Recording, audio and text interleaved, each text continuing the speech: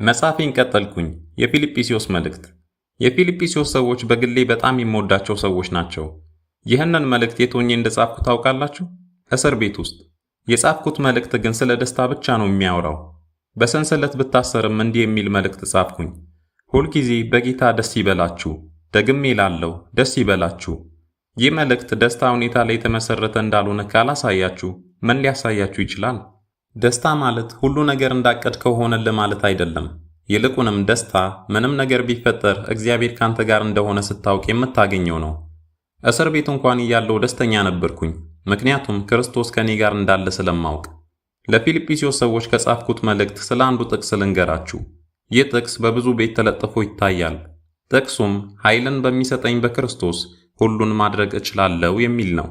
ይህ ማለት ግመልን ተሸክመ ተራራ ላይ መውጣት ትችላለህ ማለት አይደለም። ነገር ግን እግዚአብሔር እንድታደርግለት ለጠራህ ነገር ኃይልን ከሱ ዘንድ ይሰጥሃል ማለት ነው። ምናልባት መጥፎ ጊዜ ላይ ወይም መጥፎ ሁኔታ ላይ ልትሆን ትችላለህ። ይህ ግን ለእግዚአብሔር ምንም ነው። ይህንን አስተውሉ። በነገር ሁሉ በጸሎትና በምልጃ ከምስጋናም ጋር ልመናችሁን በእግዚአብሔር ፊት አቅርቡ እንጂ ስለ ማንኛውም ነገር አትጨነቁ። ስለዚህ የፊልጵስዩስ ሰዎች ሆይ ደስታ ስለ ሁኔታ አይደለም፣ ደስታ ስላዳኛችሁ ስለ ጌታ እንጂ። በእርሱ ደግሞ ሁሉን ማድረግ ትችላላችሁ። በምንም አይነት ሁኔታ ላይ ብትሆኑ ደስተኞች እንድትሆኑ እጽፍላችኋለሁ። ለፊልጵስዩስ ሰዎች የተጻፈው መልእክት በአጭሩ ይህ ነበር። መጽሐፌን ቀጠልኩኝ። የቆላሲስ መልእክት። መጽሐፉ ጠቅለል ቢደረግ ክርስቶስ በቂ ነው የሚል ሐሳብ ይወጣዋል። የቆላሲስ ሰዎች በልማድና በዚህ ዓለም መሠረታዊ ሕግጋት ላይ በተመሠረተ ፍልስፍና ወንጌል ላይ ተጨማሪ ሕግን እየጨመሩ ወንጌልን ውስብስብ ለማድረግ ሲሞክሩ ነበር። እኔም እንዲያልኳቸው ወንጌል ክርስቶስ ሲደመር የሆነ ነገር አይደለም። ወንጌል ክርስቶስ ራሱ ነው። እርሱ ከሁሉ በፊት ነው። ሁሉም ነገር በአንድ ላይ ተያይዞ የጸናው በእርሱ ነው። እርሱ የማይታየው አምላክ አምሳል ነው። ከፍጥረት ሁሉ በፊት በኩር ነው። እርሱ የሁሉ ነገር ፈጣሪ ነው። ሁሉንም አንድ አድርጎ ይዞታል። ታዲያ ወንጌል እንዲህ ፍጹም ሆኖ ሳለ ሌላ ነገር መጨመር ስለምን አስፈለገ? ሌላም ጥያቄ ጠየቅኳቸው። ለዚህ ዓለም መርህ ከክርስቶስ ጋር ከሞታችሁ ታዲያ ለምን እንደዚህ ዓለም ሰው ለሕጎቹ ተገዢ ትሆናላችሁ? ሕግ አያድንም፣ የመላእክት አምልኮም አያድናችሁም። ክርስቶስ በቂ ሆኖ ሳለ እንዳልበቃችሁ ለምን ትሆናላችሁ? እሱ ከዚህ ሁሉ ነፃ አውጥቷችኋል። ስለዚህ የቆላሲስ ሰዎች ሆይ ወንጌልን ውስብስብ ማድረግ ትታችሁ ክርስቶስ ከከፈለው ከጸጋው ብፌ ደስ እያላችሁ በነፃ ተቋደሱ። ይህ የቆላሲስ መልእክት ነው። መጽሐፌን ቀጠልኩኝ። የተሰሎንቄ መልእክት። አሁን ደግሞ ስለ ተሰሎንቄ ሰዎች ልንገራችሁ። የተሰሎንቄ ሰዎች ደስ የሚሉ ሰዎች ናቸው። ስለ ክርስቶስም ጥልቅ የሆነ ስሜት አላቸው። ግን በመካከላቸው አንድ ችግር ነበር። እነዚህ ሰዎች ክርስቶስ ቀጣይ ማክሰኞ ተመልሶ ይመጣል ብለው ያምናሉ። በዚህም ምክንያት እንዲህ ይሉ ነበር፣ ለምን እንስራ?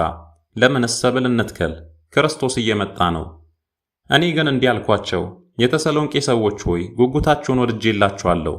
ነገር ግን ከዚህ በፊት እንዳዘዝናችሁ በገዛ እጃችሁ ስሩ፣ በጸጥታ ኑሩ፣ በራሳችሁ ጉዳይ ላይ ብቻ አተኩሩ። ሥራ ባለመስራታችሁ ምክንያት በሌሎች ላይ ሸክም እንዳትሆኑ። በእርግጥ ክርስቶስ ተመልሶ መምጣቱ አይቀርም፣ ግን እስከዛ ሥራችሁን ስሩ። ደግሞም ቀድሞ ስለሞተባቸው ወዳጃቸውም ተጨንቀው ነበር። እንደዚህም አሉኝ፣ ጳውሎስ እነሱ ላይ ምን ይሆን ይሁን? እኔም እንዲህ አልኳቸው፣ ጌታ እራሱ በታላቅ ትእዛዝ በመላእክት አለቃ ድምፅና በእግዚአብሔር የመለከት ድምፅ ከሰማይ ይወርዳልና በክርስቶስ የሞቱትም አስቀድመው ይነሳሉ። ስለዚህ አትጨነቁ፣ ኢየሱስ ማንንም አይረሳም። አሁንም ግን ከነዚህ አንዳንድ ሰዎች ያልኩትን አልሰሙም ነበር። ክርስቶስ ይመጣል በሚል ውጭ ቆመው ሰማይ ሰማይ እያዩ ይጠባበቁ ነበር። በዚህ ምክንያትም ሥራ አይሰሩም ነበር። ስለዚህ በሁለተኛ ተሰሎንቄ ድጋሚ ነገርኳቸው። በዚህ ጊዜ ግን ግልጽ ማድረግ ነበረብኝ። ስለዚህ ሊሰራ የማይወድ አይብላ አልኳቸው። ኢየሱስ እንደተናገረው አንድ ቀን ተመልሶ ይመጣል። ግን እስከዛ ድረስ ቆማችሁ አትጠብቁ። ስትኖሩ በቶሎ እንደሚመለስ እያሰባችሁ ኑሩ። ስትሰሩ ግን እንደማይመጣ ሆናችሁ ስሩ። መጽሐፌን ቀጠልኩኝ። የፊልሞና መልእክት። አሁን ደግሞ ስለ ፊልሞና መልእክት ልንገራችሁ። ደብዳቤው አንድ ምዕራፍ ያለውና አጭር ቢሆንም ጥሩ መልእክት ያዘለ ነው። ታሪኩ እንዲህ ነው። ፊልሞና ሀብታም ክርስቲያን ነው። አናሲሞስ የሚባል አገልጋይ ነበረው። አናሲሞስም ከፊልሞና ቤት ጥሎ ወጣ። ከዛ ወደ ማን እንደመጣ ገምቱ? ወደ እኔ። የሚገርመው ነገር አናሲሞስ እኔም ብቻ አይደለም ያገኘው፣ ክርስቶስን ጭምር እንጂ። አሁን አናሲሞስ ክርስቲያን ነው። እናም ወደ ፊልሞና መልሼ ልልከው አሰብኩኝ፣ እንደ ባሪያ ሳይሆን በክርስቶስ እንደ ወንድም።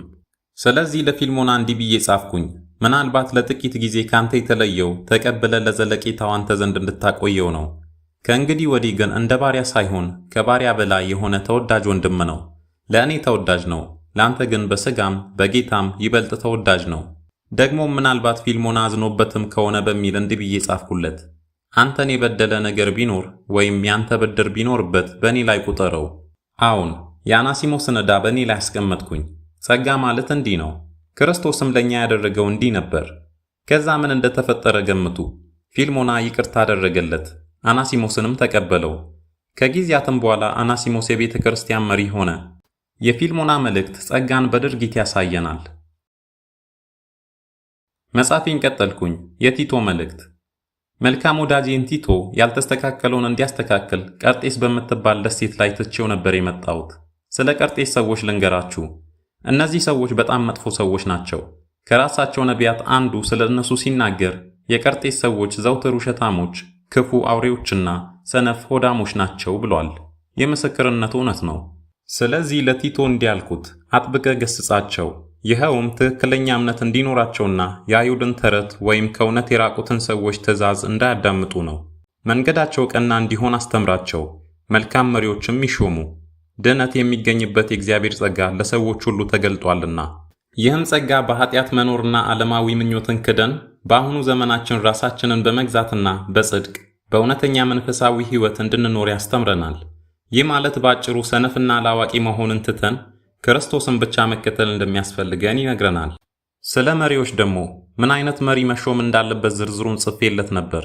ታማኝ፣ ራሱን የሚገዛ፣ የማይሰክር፣ ሁከት የማይፈጥር ወይም በቀላሉ ከቀርጤስ ሰዎች እንደ አንዱ ያልሆነ ሰው ይሾም። በመጨረሻም ይህንን ነገርኩት። ከእኛ ወገን የሆኑት ለዕለት የሚያስፈልጋቸውን እንዲያገኙና ኑሯቸውን ፍሬ የሌለው እንዳይሆን ለመልካም ሥራ መትጋትን ይማሩ ዘንድ ይገባቸዋል። የቲቶ መልእክት ሐሳብ በመጥፎ ሰዎች ብትከበቡም እንኳን ጠንካራና ብልህ ሆናችሁ በፍቅር መምራት እንዳለባችሁ ያስረዳችኋል።